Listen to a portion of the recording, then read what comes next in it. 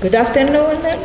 I'm here with Professor Shawn Wong, and I must tell a little story about him, because I had the fortune, or I should say the insight, to have Professor Shawn Wong at the Università di Urbino in 2018, when I received the usual list of American professors who would spend a couple of months in Italy. So I was very, very quick in picking him up first. And I still remember my enthusiastic students, about 100 young people crowded in the small library of an old palace in Urbino, asking me after his conference, "Prof, can we have him again next week?" But unfortunately, I said, no, that's not possible. The day was Friday, March 23, and the title of the conference was Asian American Writing, Mining American Literature at the Margins. A great title, and it was one of the most memorable events of the academic year. So, it is with great pleasure and emotion that I want to thank the Center for American Studies in Rome for giving me the opportunity to meet Professor Wong again and to interview him for the benefit of our many enthusiastic listeners. Well, first, a few words about Shawn Wong. First and foremost, he is a writer. He has written novels and edited or co-edited many anthologies. Here we have one novel, another novel, and many anthologies. And I know that another book is on the way.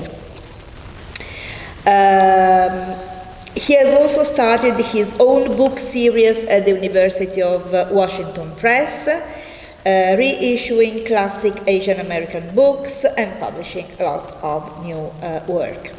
Second thing, he has been a pioneer in Asian American studies, which he has taught since 1984.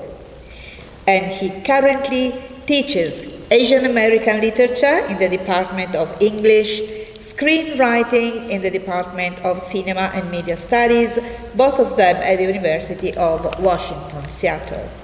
He has also taught at many other universities: California, San Francisco State, Universität Tübingen, Jean Moulin Université, France, the University of Washington, Rome Center in Italy. Let's not forget that. Also, he is deeply involved, and in fact, he is a founding instructor of the Red Badge Project, which, through storytelling, helps veterans suffering from PTSD, depression, trauma, and any type of anxiety disorders. He has got several awards. I've got a whole list of them. But I don't want to take away too much time, but Pacific Northwest Association, Annual Governance Writer Day, House Creative Writing, many, trust me. So I want to start with the questions. First question is about Asian American studies. What has changed in these 40 years? I guess the discipline has spread through the country, and many universities, I think, have followed your example. So, do we still need to speak of margins, as the title of your conference in Urbino said? Or are Asian American studies recognized as a part of the great America? That's a great question. Great America. First of all, thank you for inviting me, and thank you to the Center for inviting me to be here. Rome, in many respects, is my second home, having been here 19 times. That's an excellent question, because I think Asian American Studies not only has expanded since I first started teaching it in the 1970s, simply because there are more Asian American communities that have arrived in America, and At the beginning, it was really only just Chinese American and Japanese American and some Filipino American studies. But obviously, Asian American studies has grown quite rapidly to include Southeast Asians now, and at least most university campuses now have at least 12 to 15 different Asian ethnic groups on campus. And so it's much broader, more diverse Asian American population than it used to be because of immigration and et cetera. And especially in Asian American literature, where now Asian American literature, I remember telling one of my graduate students in the mid-1990s that she could read all of the Asian American literature in print in America. And today, there's probably an Asian American book published every week. And so that has really expanded the field tremendously. And many Asian American writers are now very much in the mainstream of American literature, like Vietnamese American writer Viet Thanh Nguyen and others have really become not only very popular, but very mainstream as well. So it is not a minority after all. I mean, you're part of America. Finally, finally we are part of American literature, and most universities and scholars recognize that Asian American literature is part of American literature, which wasn't always the case. Yeah, that's great news. Let us now speak about your activity as a writer. From Home Base, 1979, and American Knees, 1995, to the new novel you have just finished, some of which takes place in Rome. Right. I have appreciated the continuous effort to contrast stereotypes and also the empathic irony with which you speak of alienation, belonging, racism, legacy, all very topic and difficult words and concepts. So I think the titles of your two first novels might be a good starting point for the listeners to grasp the focus of your poetics, because the first one was home base, and home base is a recurring word throughout the novel. We must trace this word up to the end in order to understand what is the difference between home and home base and American born, etc. And the second one is American Knees, which is obviously a play on words because we read it Americanese and it reminds us of Americanness and also of Japanese, Chinese, etc. So, can you tell us something more about these two novels? Well, and maybe about your new one. Right. So thank you. Since I teach Asian American literature, the novels that I've write have always been informed by my knowledge of the field. Mm-hmm. And so I've always sort of written to kind of fill a gap that I thought was missing in Asian American literature. And of course, home base, there were no Asian American literature published back then. So when Home Base came out in 1979, it was the only Chinese American novel in print in America, in all of America. That's how little impact Asian American literature had in publishing. In fact, my publisher was an African American publisher. In fact, my first 3 books were all published by African American publishers. And that's interesting. They were the first to recognize the legitimacy of Asian American literature. And then there's a funny story behind American Knees. In the early 90s, I was teaching Asian American literature, and it was winter time in Seattle, Washington, which is very dreary, very dark, raining all the time. And one of my students complained. She said, why is every book we read in Asian American literature sad and depressing?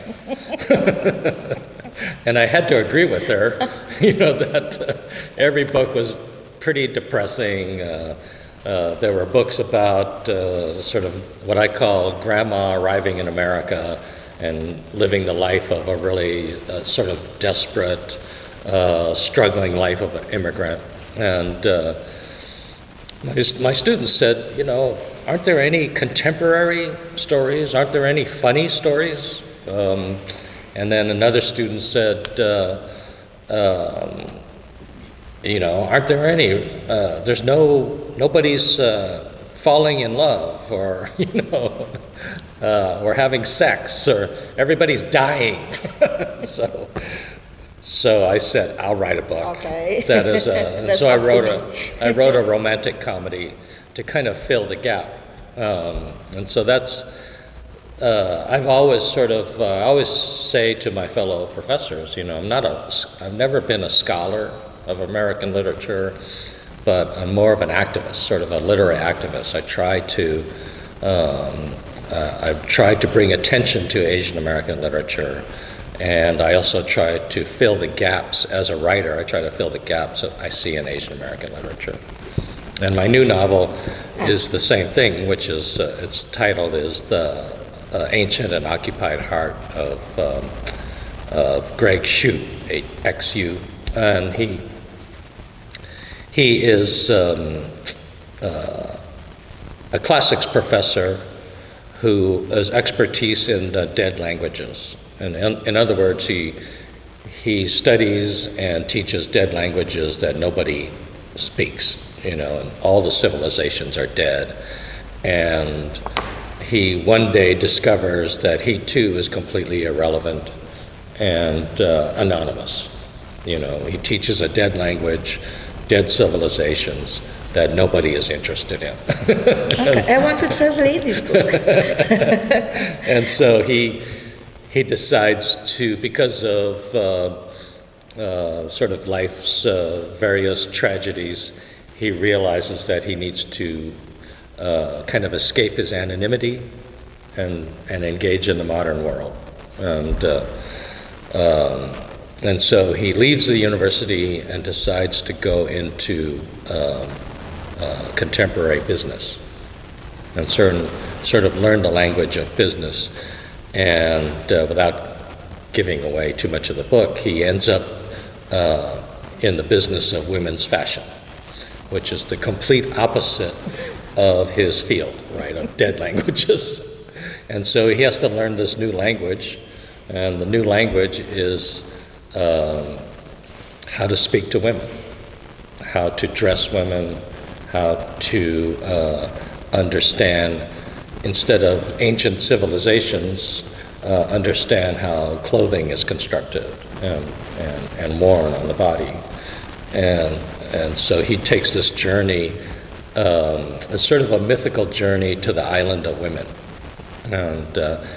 And there's a lot of metaphors that come from his study of classical mythology, and which is why it takes place in Rome. Having been to Rome so many times, I might as well write about it. And some of it takes place in the Galleria Borghese, Bernini sculptures, Caravaggio paintings. Wow. And so he kind of brings both worlds together, and out of that he sort of leaves this life of anonymity and joins the modern world. So next year we shall have I your hope book. so, yeah. Okay, that's great. What interests me is what you said about African Americans who were the first ones to legitimate Asian American literature. That is very interesting. And in this book, you also have a character who is a Navajo. So minorities together gain strength, more strength. I think that they can form the great America. That is the yes, the absolutely, great America. And also your use of metaphors is quite interesting, and the change of perspectives. Yes. That only through changing perspective you can go ahead in life, in research and your humanity. So that's really great. Do you feel like saying something about the anthologies, especially about A.D., which has a really nice... the IE was originally published in 1974, and I actually started it, it was co-edited with my co-editors Frank Chin, Jeff Chen, and Losni Nada, who are much older than I am, and I was still an undergraduate at UC Berkeley at the time. And I remember that the day that I decided I wanted to be a writer, I was 19 years old. And I also realized that the day that I decided I wanted to be a writer, that I was the only Asian American writer I knew in the entire world. I didn't even know any young people who were my age, Asian American, wanted to be a writer. And I thought, how can that be? How can be the only Asian American writer I know? No teacher had ever mentioned an Asian American writer, no professor had ever, I took a whole course in American literature, nobody mentioned Asian American writers. So I went to my American literature professor at Berkeley, UC Berkeley, and I said, I want to read Asian American writing. I know there's African American writing, there must be Asian American writing. And he said to me, there isn't any. And I remember leaving his office going, that cannot be. We've been here for 150 years. Somebody wrote a poem. We built a railroad. Somebody wrote a poem. And so I started looking, and that led to me finding 14 books, my co-editors, and it became the very first anthology of Asian American literature, published by Howard University Press, also a black publisher. And and we finished the manuscript for the book when I was a senior at Berkeley, and it came out of that, and this is where that idea of me being an activist, it came out of a response that my professor has denied there ever being Asian American literature. And I didn't believe him.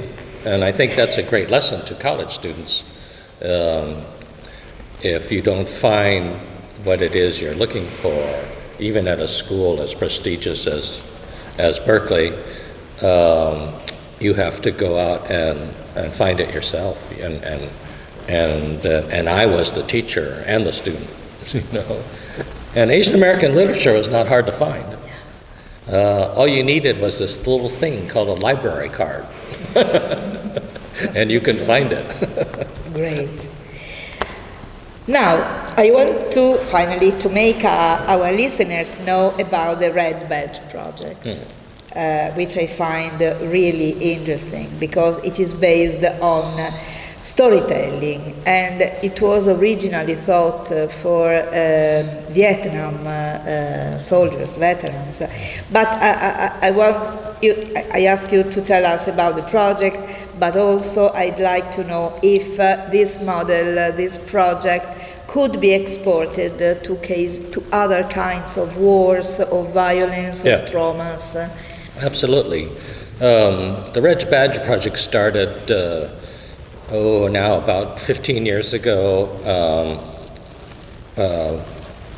through an actor named Tom Skerritt. Tom Skerritt is a well-known actor in America. He's been in a lot of movies. Actually, he's been in a lot of Italian movies too in the 1970s. He was in Top Gun and Alien, and I think he was in an Antonioni movie. And anyway, he found out one day that soldiers and veterans were committing suicide at a rate of 22 per day. and struggling with post-traumatic stress disorder, PTSD, and other mental health and disorders, as well as physical disabilities and things like that. And one of the things that people cited was the fact that soldiers were saying, nobody is listening to our story. And so Tom Skerritt said to a few of us who taught writing, well, we know how to teach storytelling. Let's teach them how to tell their story. And maybe that'll stop the suicides and so that they can be in control of their story. And so we started this project with active duty soldiers who were, quite injured and were going through therapy and things like that. So it really is, what we do in the storytelling workshop is very applicable to any country, obviously, that has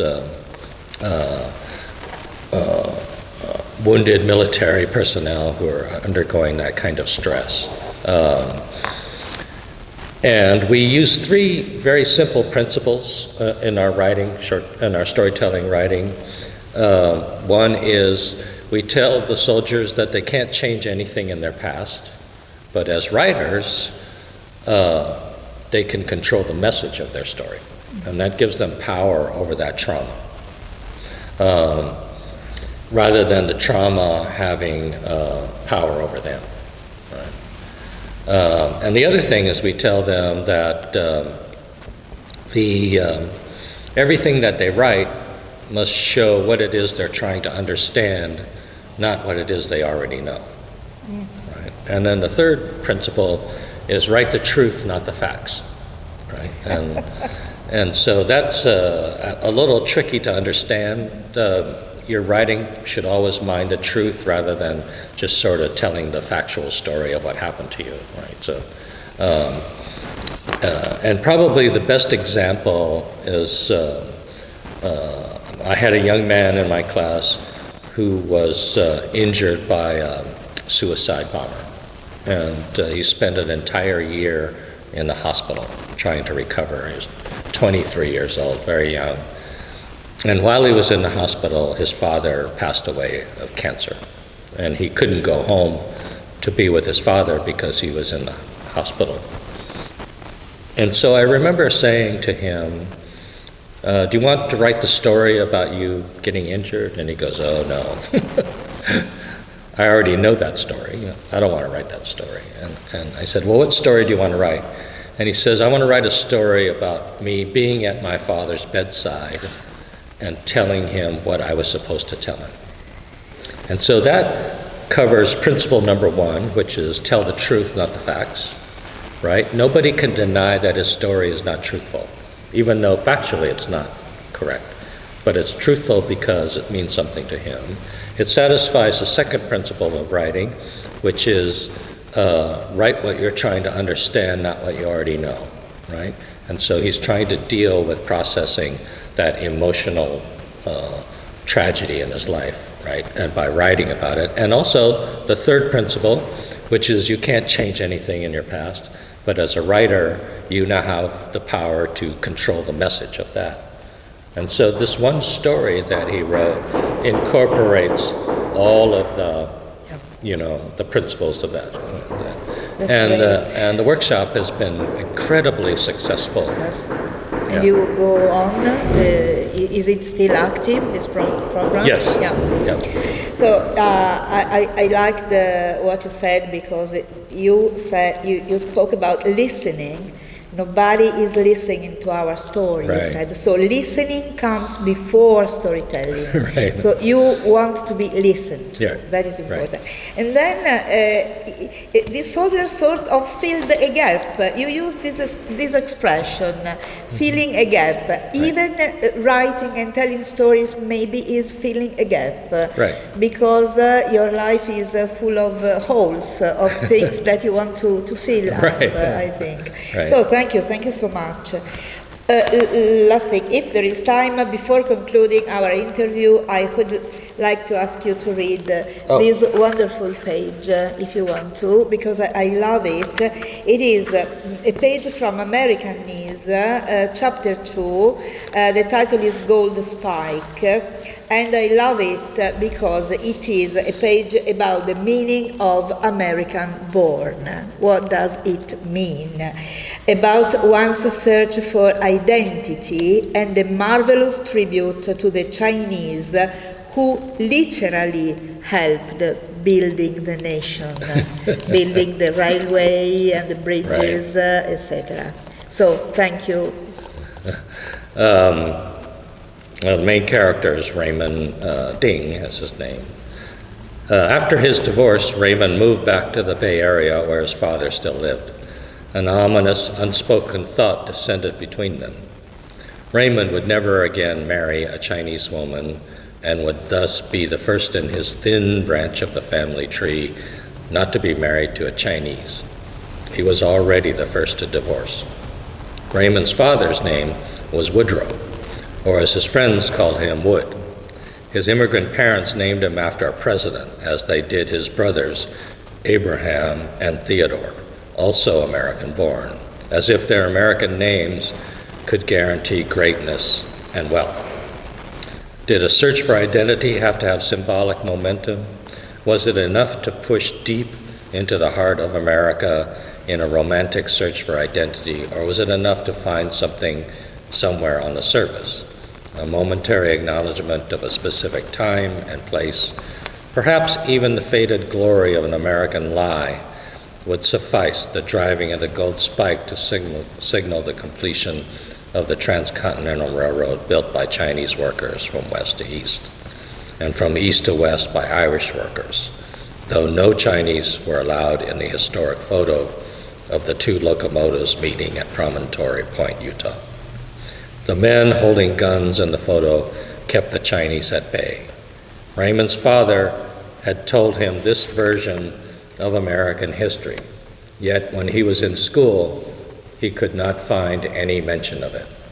Grandpa said it was so, his father had said. So the importance of the stories from father to son make the history as we should be known.